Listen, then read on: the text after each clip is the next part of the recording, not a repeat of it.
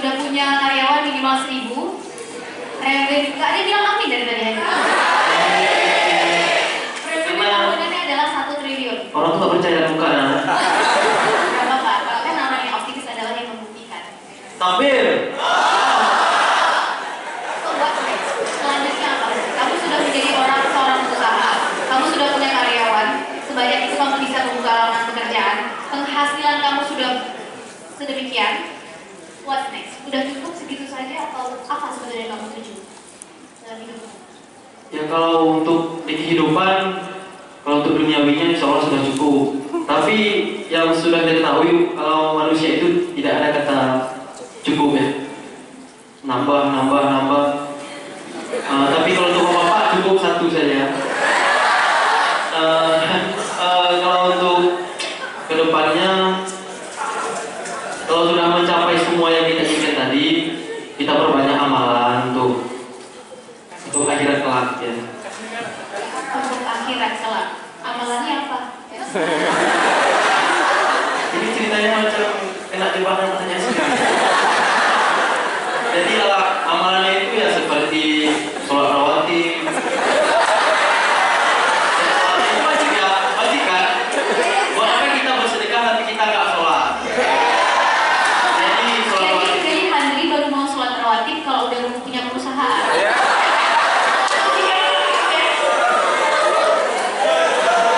Tidak seperti itu. Mungkin kami berbeda pemikiran.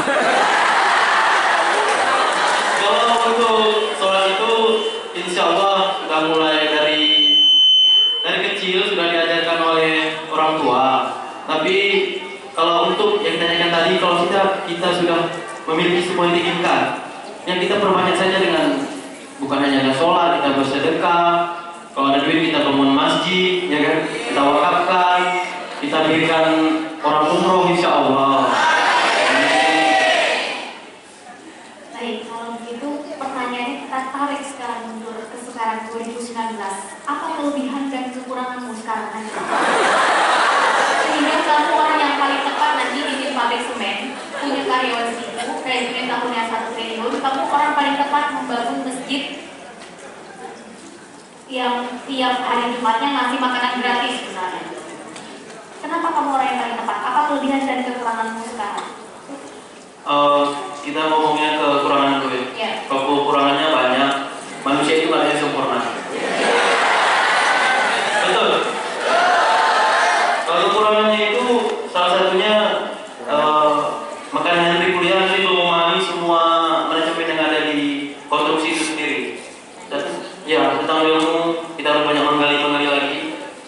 Kalau untuk kelebihannya, yang salah satunya itu kita berada di satu jurusan yang insya Allah kan searah dengan apa yang kita tuju, yaitu jadi pengusaha semen atau jadi kontraktor gitu ya.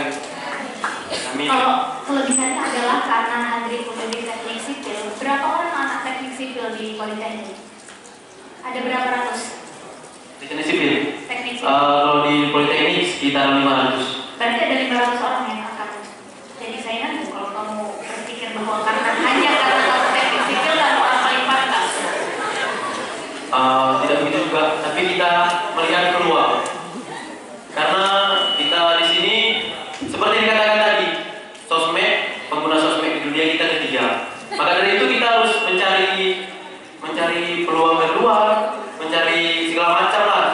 Salah satunya kita harus belajar ngomong atau memastikan klien kita agar dia tertarik pada kita harus belajar juga dengan kakak Sherly.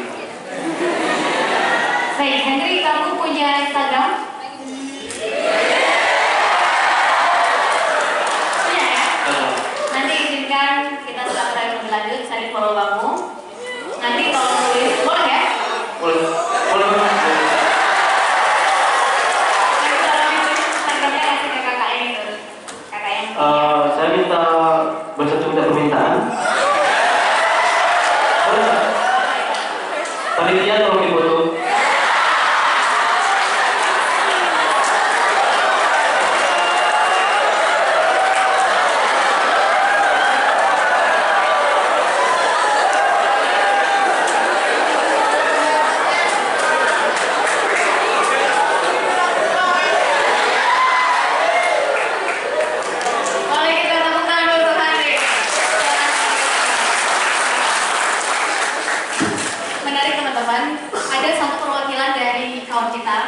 depan, berani menggantung visinya.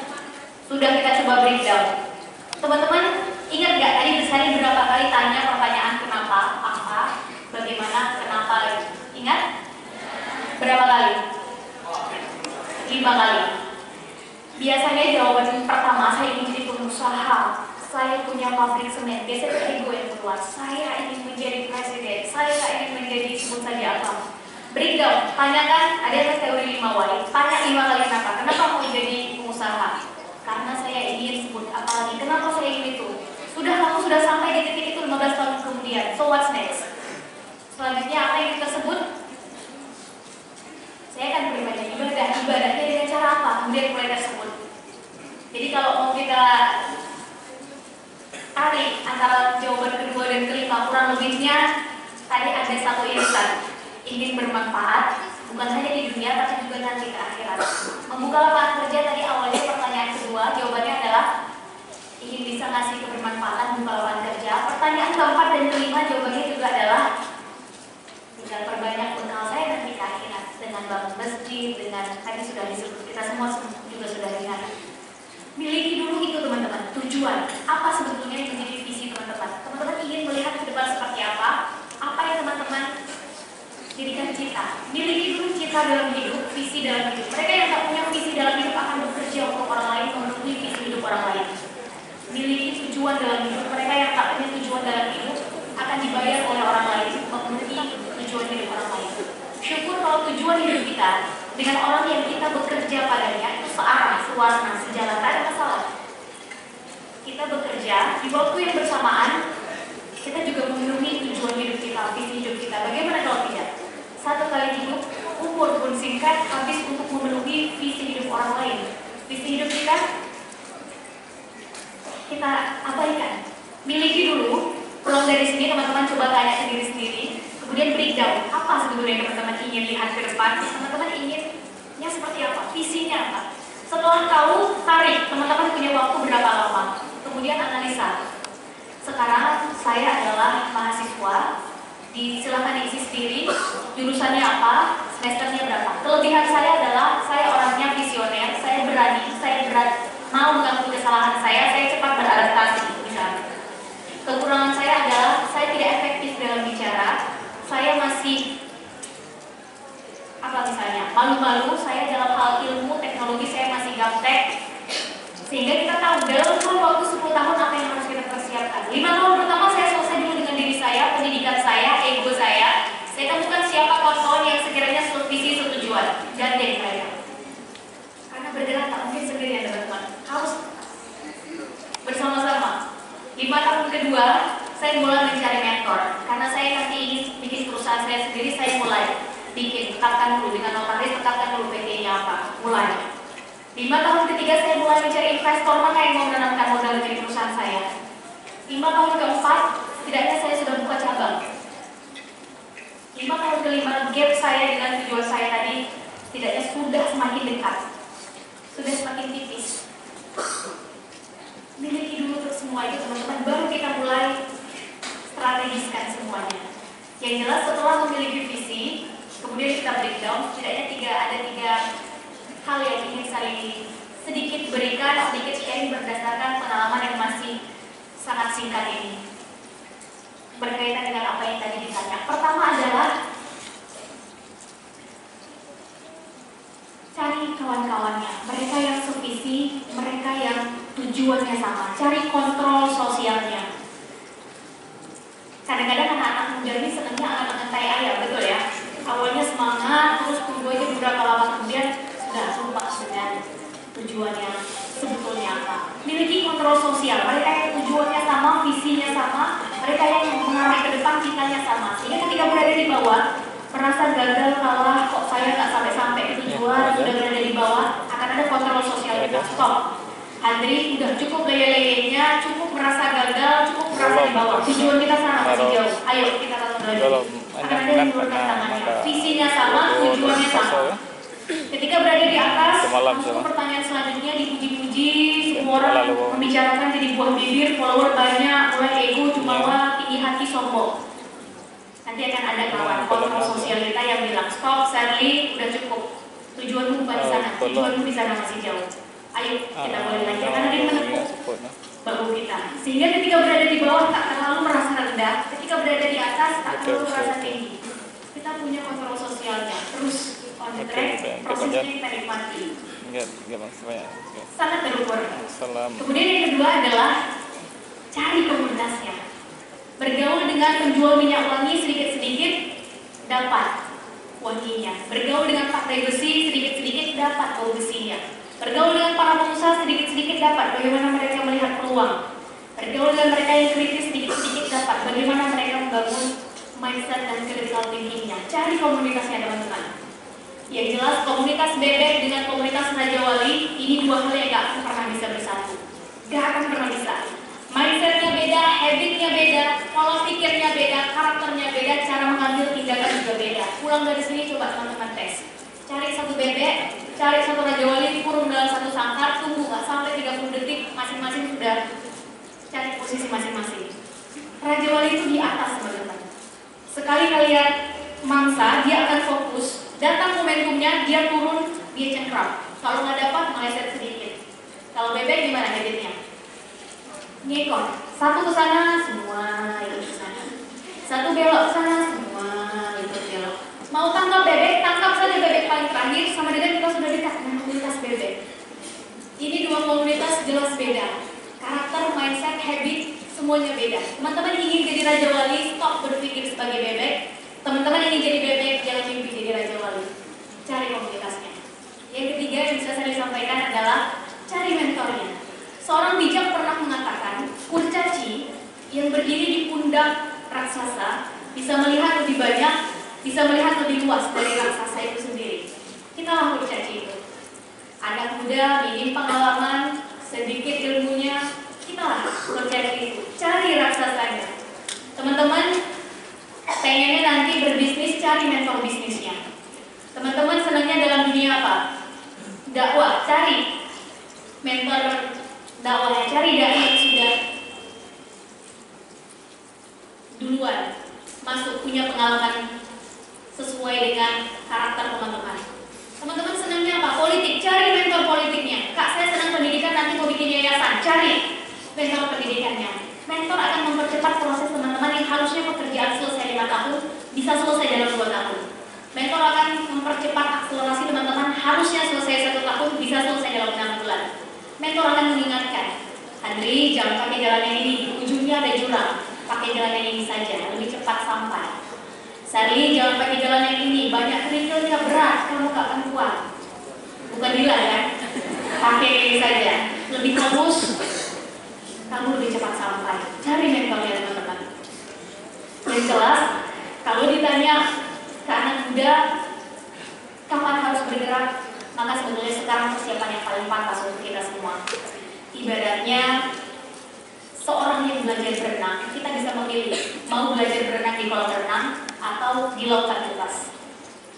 Ini dua tempat yang berbeda. Di kolam renang adalah di sekolah, di kampus, universitas. Suhunya masih bisa diatur, kedalaman airnya masih terukur, kecepatan gelombang airnya masih bisa kita ukur. Kalau di lautan, sesudah teman-teman lulus masuk ke kehidupan realitas sebenarnya, akan lebih banyak aktor-aktornya, ikan lebih besar pun sudah banyak. Teman-teman siap untuk berenang, teman-teman tinggal beradaptasi. Kalau enggak, suhunya tak lagi bisa diatur, gelombangnya, kecepatan gelombang tak lagi bisa teman-teman atur, kedalamannya pun tak lagi bisa teman-teman atur. Silahkan pilih ingin belajar berenang di mana. Sekarang waktunya perluas network, cari tadi 3 hal tadi. Yang jelas kalau hanya ada 2 alasan anak muda bergerak ambil bagian, maka yang pertama adalah karena sakit hatinya, yang kedua adalah karena terbuka pikirannya. Semoga kita semua di sini mengambil bagian mulai persiapkan diri adalah karena terbuka pikirannya. Jadi bukan karena ada unsur sakit hati, balas dendam. Terakhir tentang taklit ikut-ikutan. Saya ingin sampaikan teman-teman, anak muda Indonesia itu masih senang dengan suri tauladan, mencontoh. Apa yang dilihat kemudian dicontoh. Bedanya adalah kalau yang zaman dulu mereka mencontoh apa yang sekiranya baik, apa yang menjadi teladan. Nah itu dicontoh suri tauladan. Kalau anak zaman sekarang yang diikuti apa? Suri tauladan juga, tapi yang lagi tren, yang lagi viral. Apa contohnya? Contohnya tadi TikTok. Tak peduli itu bagus apa enggak, selama itu tren jadi viral, itu semua orang jadi buah bibir, semua orang langsung membicarakan, tak butuh waktu lama langsung ditiru. Apalagi? Sebut saja misalnya anak muda zaman sekarang senangnya apa? K-pop. Tren, semua orang mulai bicara, dia jadi viral, tak butuh waktu lama langsung dia jadi buah bibir, langsung ditiru. Rasanya belum keren kalau belum nonton K-pop, rasanya belum keren kalau belum punya koleksinya. Zaman sekarang teman-teman, do and give is not enough, nggak cukup. Lakukan dan berikan yang terbaik is not enough, nggak cukup. Show it, tunjukkan. Teman-teman bikin acara seperti ini, inisiatif seperti ini, mengundang mereka-mereka yang sudah ahli di bidangnya, show it, tunjukkan, dokumentasikan, tunjukkan, show. Biarkan orang lain tahu dan terinspirasi atas teman-teman, kegiatan teman-teman sekarang. Apa hasilnya? Show it, tunjukkan. Teman-teman besok ada kegiatan apa lagi? Jangan hanya memberikan dan melakukan yang terbaik, show, tunjukkan. Teman-teman dokumentasikan, biarkan orang lain tahu dan mengikuti tindakan-tindakan positif, inspiratif teman-teman. Sehingga dunia anak muda sekarang, kalau memang habisnya di sosial media, itu diisi pelan-pelan menekan mundur konten-konten negatif. Teman-teman jauh lebih berhak mengisi dunia anak muda sekarang. Kalau sekarang 70% adalah konten negatif, 30% adalah konten positif. Ayo sekarang kita tekan mundur. Caranya adalah dari jempol teman-teman, hasilkan. Kegiatan seperti ini positif, dokumentasi dengan dokumentasi. Jangan mau hasil fotonya cuma di tangan teman-teman, show, tunjukkan. Hari ini kegiatan kita sedang berlangsung. Jika ingin mengikuti live-nya, silahkan ikuti Instagram kami. Biarkan orang bukan hanya di Indonesia, bahkan di luar Indonesia bisa tahu. Apalagi teman-teman mau bikin apa? Yang jelas, ketika sesuatu terjadi sekarang di era milenial, sebentar lagi masuk generasi Z dan Alpha, tunggu saja dia jadi tren, viral, itu jauh lebih cepat masuk ke mindset anak muda. Saya ingin cerita sedikit. Saya baru pulang ke Indonesia akhir tahun lalu, teman-teman. Sebelumnya saya di Australia, dan ketika pulang ke Indonesia, saya menemukan satu fenomena sosial tak saya temukan di Australia. Mungkin di negara lain ada, tapi 2 tahun di sana saya tak temukan. Anak muda Indonesia senang sekali membagikan aktivitas kehidupannya sehari-hari di sosial media, betul ya? Satu ketika saya dan 3 orang, kami berempat berniat berdiskusi. Sudah jam 12 siang, jadi sudah waktunya makan siang, sudah lapar. Kita datang ke satu tempat makan, si pelayannya bilang, "Kak, 15 menit lagi makanan datang ya." Kita sudah tahu 15 menit lagi. Si kawan langsung otomatis buka HP, langsung tulis status. 15 menit lagi, lama banget, pos. Penasaran, saya coba buka, ternyata beneran naik. 15 menit kemudian makanan datang, karena kita sudah lapar, baca doa, kemudian kita siap untuk makan. Ternyata nggak langsung makan, ngapain dulu? Foto. Ya, ambil HP-nya, cekrek. Makanan sudah datang, guys, ayo makan. Pos. Penasaran, saya cek lagi, naik di postingannya. Sedang makan, di tengah-tengah makan, sedang khusyuk makan, tiba-tiba ditutup garpu olehnya. Ngapain? Bumerang. Sedang makan, teman-teman, bisa berhenti. Selesai makan, piring sudah habis, cuci bersih, kita semua tutup. Siap berdiskusi, ternyata nggak langsung berdiskusi. Ngapain dulu? Foto lagi, udah licin piringnya. Cekrek. Sudah habis, guys, mohon maaf ya, lapar. Pos. Oke, lanjut. Satu aktivitas bisa 4 kali postingan naik. Ini menarik, teman-teman. Dalam satu hari berapa aktivitas kita, berapa juta anak muda Indonesia yang ada saat ini. Sehingga saya ketika pulang, saya coba cari tahu apa sebetulnya yang terjadi. Anak muda Indonesia sekarang senang sekali show. Masalahnya sekarang ketika semua show, hasil bagian apa yang terlihat yang terekspos. Ayo kita ganti. Dan ternyata saat pulang ke Indonesia, saya dikarantina selama kurang lebih saat itu 7 hari oleh salah satu BUMN. Ketika di Australia, teman-teman, saya membuat satu platform. Isinya adalah anak muda Indonesia yang berdiaspora di Australia. Kami membuat video 1 menit menyampaikan apa yang kami pelajari. Jadi ilmu yang dipelajari kan beda-beda, ada yang tentang teknik, ada yang tentang ilmu sosial, genetik, dan lain-lain. Kami sampaikan 1 menit. Awal mulanya adalah karena di Australia itu sedang ada tren profesor harus bisa presentasi di depan di hadapan 500 orang milenial, khusus milenial. Jadi yang datang juga dipilih orang-orangnya. Hanya boleh 3 menit maksimal, 2-3 menit presentasi terkait penemuannya. Hanya boleh 3 menit. Menariknya, yang menang dapat uang 300 juta. Presentasi 3 menit, hasil penelitiannya, menang dapat uang 300 juta. Harus di depan milenial. Ini menarik. Selesai acara, saya kejar ketua panitianya, saya tanya, apa sebetulnya visi acara itu? Disampaikan bahwa sudah dibuat penelitian, sumbu atensi anak muda itu semakin pendek, anak muda sekarang. Jadi kalau zaman dulu, anak muda itu bisa memperhatikan mungkin setengah jam, 1 jam, fokus. Kalau anak zaman sekarang nggak bisa. Betul ya? Teman-teman coba, misalnya ada orang ngomong 10-15 menit nggak menarik, apa yang dilakukan? Langsung ambil HP, langsung ada di kegiatan. Padahal cuma mau ngecek, si dia ada chatting nggak? Intinya adalah anak muda zaman sekarang, sumbu atensinya semakin pendek. Sehingga dibuatlah profesor harus bisa presentasi 3 menit. Pulang dari situ akhirnya kita anak muda Indonesia yang berdiaspora di sana kita buat. Oke, kita buat sekarang platform harus 1 menit, harus pack semuanya efektif dikomunikasikan dalam 1 menit. Semua boleh kumpul nanti tim saya yang editkan. Kita coba. Dan ternyata ketika pulang disambut baik, saya dikarenakan untuk ditambah beberapa skill dengan 99 content creators di Indonesia. Dan saat itu saya buat riset kecil-kecilan, memang masih banyak kurangnya, tapi saat itu saya tanya ke 99 orang itu, teman-teman ingin melihat Indonesia 100 tahun merdeka 2045 nanti seperti apa? Semuanya berani jawab, saya ingin melihat pendidikan seperti ini, saya ingin melihat kesehatan seperti ini, saya ingin melihat ABC. Semuanya berani. Tapi ketika ditarik ke hulu, terus nanti teman-teman ingin pilih siapa? Bulan April. Oh, seri itu nggak usah dibahas. Nanti kalau kita berbeda pendapat, nanti kita bertengkar. Jadi kita baiknya nggak usah bahas itu.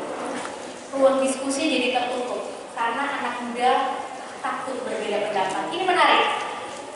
Anak muda takut berdiskusi karena khawatir berbeda pendapat. Sedangkan dengan diskusi dialektika seperti itu baru muncul nanti banyak hal, kreativitas dan inovasi muncul, khususnya mereka yang di dunia sosial. Sehingga pulang dari situ akhirnya saya cobalah dunia media sosial ini. Jadi saya ingin sampaikan ke pertanyaan tadi sekaligus dijawab. Saya baru memulai dunia sosial media ini tidak lama, baru mulainya bulan Maret, belum sampai 1 tahun. Sebelumnya dalam 1 bulan mungkin cuma 1-2, maksimal 3 kali saya posting. Tapi ternyata anak muda habis waktunya paling banyak di situ. Masuk ke mindset anak muda, salah satunya adalah masuk ke dunia di mana mereka paling sering habiskan waktunya. Salah satunya di media sosial. Do and give is not enough, show it now. Hal apa yang teman-teman sedang inisiasi dengan kawan-kawan, tahu tujuannya, tahu visinya, selama baik dan benar, baik saja tidak cukup harus benar, karena baik belum tentu benar, benar sudah pasti baik, maka show it.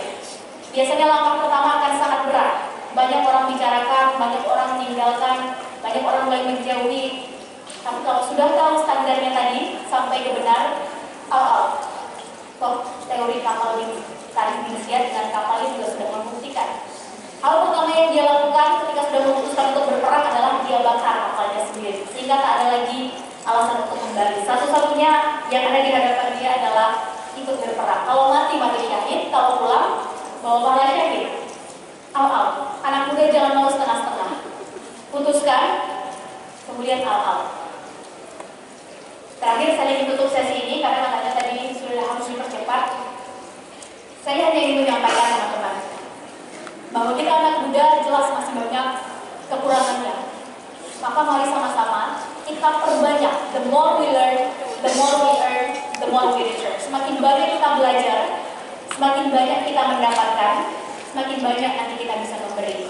Karena memberi bukan hanya tentang uang, memberi bisa tentang action, memberi bisa tentang ilmu dan ide. Yang jelas ide dan gagasan tak akan